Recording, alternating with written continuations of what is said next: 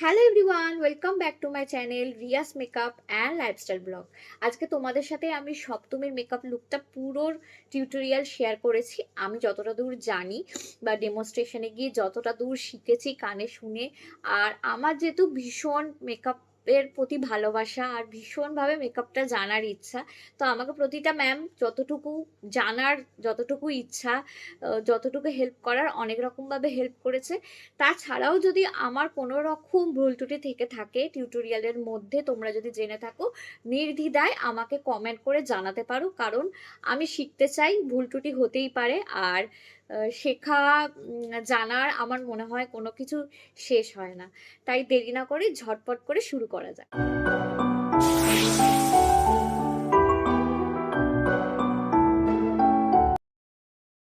প্রথমেই আমি ব্যবহার করেছি অ্যাকোলজিকার একটা হাইড্রেটিং মিস্ট। এটা একটা ড্রাই স্কিনের জন্য ভীষণ ভালো আর একটা গ্লোয়ি এফেক্ট দেয়। তারপরে পন্সের ওয়াটার বেস ময়শ্চারাইজার ইউজ করেছি, লাইট জেল ময়শ্চারাইজার। এটা উইদিন 100 থেকে 200 টাকার ভেতরে পেয়ে যাবে। তারপরে এনওয়াইবি এর একটা সিলিকন বেস প্রাইমার আমি ইউজ করেছি। এটা হচ্ছে পোরটাকে মিনিমাইজ করতে ভীষণভাবে সাহায্য করে, আর এই গরমে সিলিকন বেস প্রাইমারটাই ব্যবহার করা ভালো। তারপরে আজকে আমি কোনো কালার কারেক্টিং করিনি। আজকে আমি পুরো বেসটা করে নিয়েছিলাম ইনসাইডের এইচডি কনসিলার প্যালেটটা থেকে। একটা লাইট শেড নিয়ে পুরো ফেসে একটা বেস করে নিয়েছি। তারপরে মার্সের বিবি ফাউন্ডেশনটা ইউজ করেছি।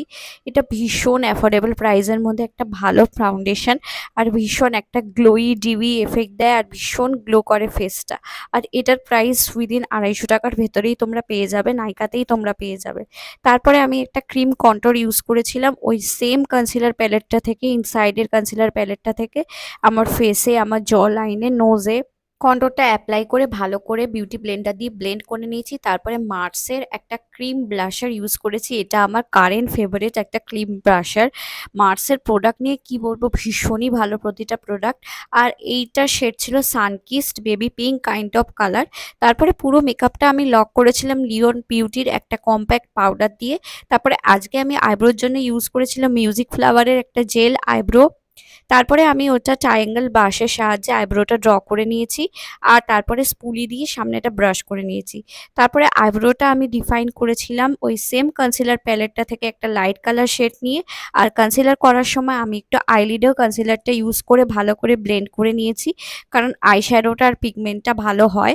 আর ব্লেন্ড করে নিয়ে তারপরে আমি আবার একটু কম্প্যাক্ট ইউজ করে নিয়েছি, কারণ যেহেতু ওটা লিকুইড ফর্মে, সেই জন্য একটু কম্প্যাক্ট ব্যবহার করা ভালো। আর আইশ্যাডো যেহেতু ডাস্ট মেটেরিয়াল, সেই জন্য আমি কম্প্যাক্ট পাউডারটা ইউজ করে নিয়েছি।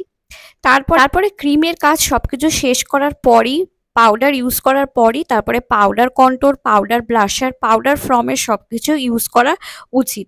কারণ ক্রিম প্রোডাক্ট ইউজ করার পরেই যেই পাউডার সেট করা হয়, সেই জন্য ক্রিম প্রোডাক্টগুলো অনেকটাই অক্সিডাইজ করে যায়। সেই জন্য আবার পাউডার ইউজ করার পর পাউডার ফর্মের সমস্ত সবকিছু একবার রিটাচ করে নিলে আর কি সবকিছু ভালো করে বোঝা যায়।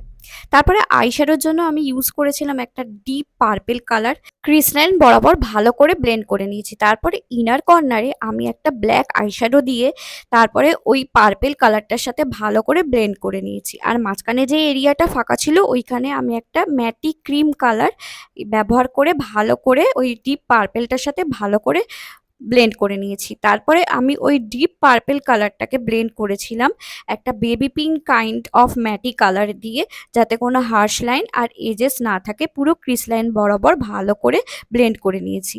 যত ব্লেন্ডিং ভালো হবে, তত কিন্তু আইশ্যাডো লুকটা ভীষণভাবে ভালো আসবে। তারপর লোয়ার ওয়াটার লাইনে আমি একটা ব্ল্যাক কালারের ওই সেম আইশ্যাডোটা ব্যবহার করে নিয়েছি। ওপরের আইশ্যাডোটার সাথে ভালো করে ব্লেন্ড করে নিয়েছি। তারপরে আমি ব্যবহার করেছিলাম কাজল। কাজলের জন্য আমি ব্যবহার করেছিলাম এনওয়াইবির একটা কাজল, যেটা আমি লোয়ার ওয়াটার লাইন এবং আপার ওয়াটার লাইন দুটোতেই ভালো করে ইউজ করে নিয়েছি, অ্যাপ্লাই করে নিয়েছি। তারপরে এলি 18-এর একটা আইলাইনার নিয়ে আমি আইলাইনার ড্র করেছিলাম, আর ভীষণ সরু করে একটা উইং মতো আইলাইনার করেছিলাম, আর কাজলের সাথে ভালো করে জয়েন করে নিয়েছি। তারপরে মাস্কারার জন্য আমি ব্যবহার করেছিলাম মার্সের ডাবল আনস্টাবল মাস্কারা। এটা অ্যাফোর্ডেবল প্রাইসের মধ্যে ভীষণ ভালো মাস্কারা, লেন্থ আর ভলিউম দুটোই পাবে। তারপরে মোস্ট ফেভারিট আমার হোজোর হাইলাইটার ইউজ করেছিলাম ব্রাউ বোনে, হাইলাইটিং এরিয়াগুলোতে, নোজে, চিক বোনে। লিপস্টিকের জন্য একটা মেরুন কালার, ডিপ মেরুন কালারের লিপস্টিক লিপ লাইনার হিসেবে অ্যাপ্লাই করে নিয়েছি, আর মাঝখানে মিয়নের সুপারস্টার একটা ডিপ পিঙ্ক কালারের লিপস্টিক ব্যবহার করেছি। আর এটা ছিল আমার ফাইনাল লুক। তোমরা পুজোতে যে কোনো দিন একটা এরকম লুক ক্রিয়েট করতে পারো, ভীষণই গর্জিয়াস আর গ্লোই ডিউই একটা লুক। তোমরা তোমাদের চয়েস মতো কোনো লুক আমাকে যদি বলো, সাজেস্ট করো, আমি অবশ্যই চেষ্টা করব ক্রিয়েট করে দেখানোর। আর তোমরা যদি আমার চ্যানেলে নতুন হয়ে থাকো, অবশ্যই আমার চ্যানেলটা সাবস্ক্রাইব করো। পুজোর কিন্তু আরো নতুন নতুন লুক খুব শিগগিরই আপলোড হবে। আপাতত এখন এইটুকুনি। সবাই খুব ভালো থেকো, সুস্থ থেকো, টাটা।